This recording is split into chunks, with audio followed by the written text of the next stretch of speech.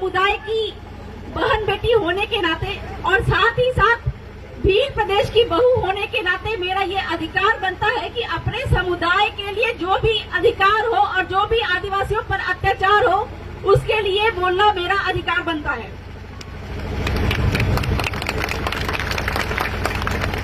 आज हम लोग यहाँ पर कलेक्ट्री में एकत्रित हुए हैं, अपने आदिवासी भाई प्रकाश वीर को न्याय दिलाने के लिए एकत्रित हुए हैं।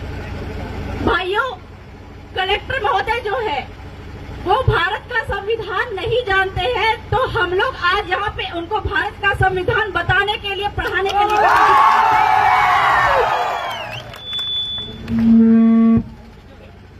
वह भारत का संविधान नहीं जानते। यह हम इसलिए कह रहे हैं क्योंकि भारत के संविधान में, कानून में, संविधान में जो भी जमीन के अधिकार हैं, आदिवासियों के जमीन के अधिकार है, वो कलेक्टर महोदय नहीं जानते हैं। इसलिए भू माफियाओं के साथ मिलकर हमारे भीलों की जमीन वो छीन रहे हैं।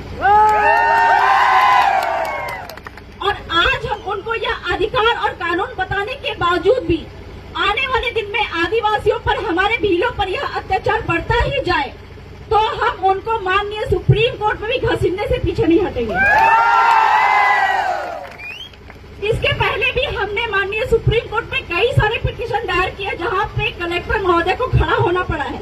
तो कलेक्टर महोदय ये समझ ले कि वो कानून, संविधान की कसम खा के आते हैं, वो अपने अनुसार कुछ भी नहीं कर सकते। और हम आदिवासियों को जितने भी अधिकार प्राप्त है वह अधिकार हमको संविधान के तहत है। और हम आदिवासी, हम भील जो है वह संविधान का पालन करते हैं।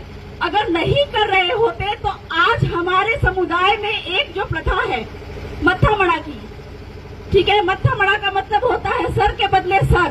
तो अगर हम संविधान नहीं मान रहे होते तो जिन लोगों ने, जिन भूमाफियाओं ने हमारे प्रकाश भील का पैर काटा तो हम भी उनका पैर काट चुके होते। लेकिन चूंकि हम संविधान, कानून का पालन करते हैं और साथ ही साथ में हमारे जो अगुवाजन ने बोला भी है कि आप आदिवासियों को लोकतंत्र नहीं सिखा सकते, आपको आदिवासियों से लोकतंत्र सीखने की आवश्यकता है। यही कारण है कि इतनी बड़ी जनसंख्या होने के कारण, इतनी बड़ी भीड़ होने के बावजूद भी यहाँ पे एक भी तरह का आदिवासियों के बीच में एक भी हथियार नहीं है। वो लोकतांत्रिक तरीके से बैठे हुए हैं। पुलिस वाले लाने नहीं दिए आगे। तो कलेक्टर महोदय के समक्ष हम कुछ और मुद्दे भी रखने वाले, जिसके लिए हम यहाँ पे एकत्रित हुए हैं।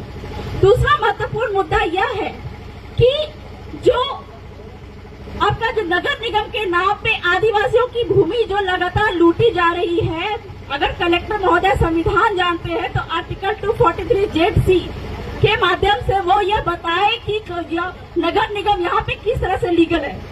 नगर निगम यहाँ पे इलीगल है तो आदिवासियों की जमीन किसी भी तरीके से लूटना बंद करे। दूसरा महत्वपूर्ण मुद्दा यह है कि हम आज तक कानून, संविधान का पालन करते आए हैं और किसी भी तरह से हमारे भीलों की जमीन अगर लूटी जाती है तो आदिवासियों की ग्राम सभा की अनुमति आवश्यक होनी चाहिए। ये हम उनको सिखा देना चाहते हैं।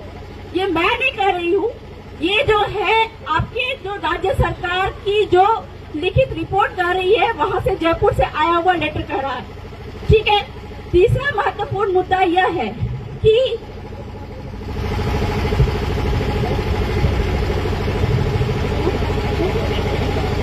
तीसरा महत्वपूर्ण मुद्दा यह है कि उदयपुर में यशोदाबाई और वालीबाई की नसबंदी के दौरान डॉक्टर की लापरवाही से मौत हो गई, ठीक है।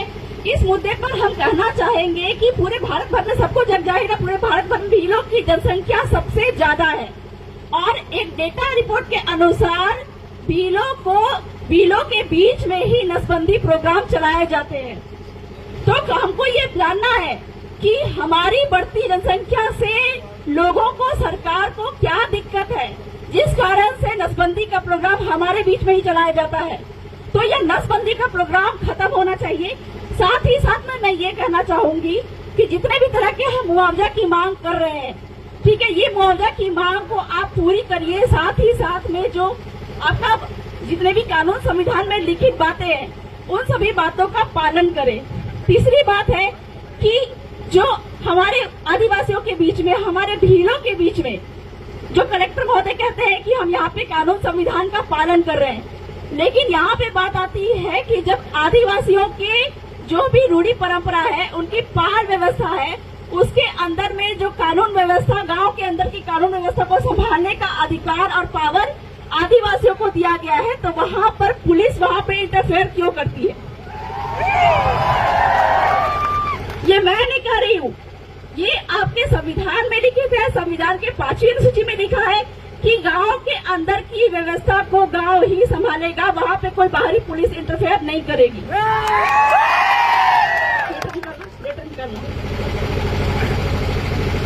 ये मेरे पास में लिखित लेटर आया हुआ है। हमारे जो विधायक महोदय है राम प्रसाद जी डिंडोर, उन्होंने लिखित रूप में जो आदिवासियों पे लगातार मुकदमे पे मुकदमे होते जा रहे हैं, इसके मामले में आपका जो राज्य सरकार को लेटर लिखा, कार्मिक विभाग को लेटर लिखा, और बदले में जो जवाब आया, उस जवाब में उन्होंने ये जवाब दिया कि अगर गांव जो है अपने जो मुद्दे हैं, गांव के अंदर का किसी भी तरह का क्राइम होता है, उसको खुद जाके थाना में नहीं लिखवाता है, तो कोई भी पुलिस यहाँ पे नहीं आएगी। ये पावर दिया गया गांव को। साथ ही साथ में बहुत सारे क्वेश्चन हम लोगों ने किए थे, प्रश्न किए थे कि आदिवासियों के बीच में जो लगातार एफआईआर पे एफआईआर किए जा रहे हैं, इसको खत्म किया जाए।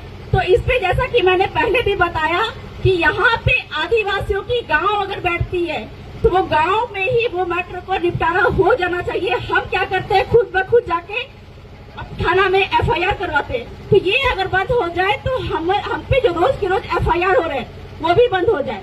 चौथा मुद्दा ये है कि जो आदिवासियों की जो विवाह व्यवस्था है, जो छोटे छोटे मुद्दे पे हम क्या करते हैं कि मियाँ बीवी में आपस में झगड़ा हो जाता है, तो मामले को ले जाते हैं कोर्ट में, जबकि कोर्ट भी यहाँ पे बोलता है कि आदिवासियों की जो पाल व्यवस्था है, भीलों की जो पाल व्यवस्था है, उसी पाल में आदिवासियों के जो लड़ाई के, जो शादी विवाह के जो मुद्दे हैं, वो उन्हीं पे निपटारा होगा। लेकिन हम क्या करते हैं, ये सारे मैटर को कोर्ट कचहरी में लेके जाते हैं।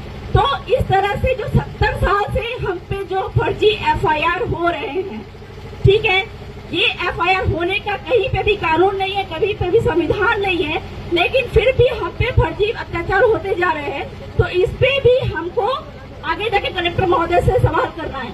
तो बहुत ज्यादा तो मैं नहीं कहूंगी, इतना ही कहकर मैं अपनी बातों को विराम देती हूँ।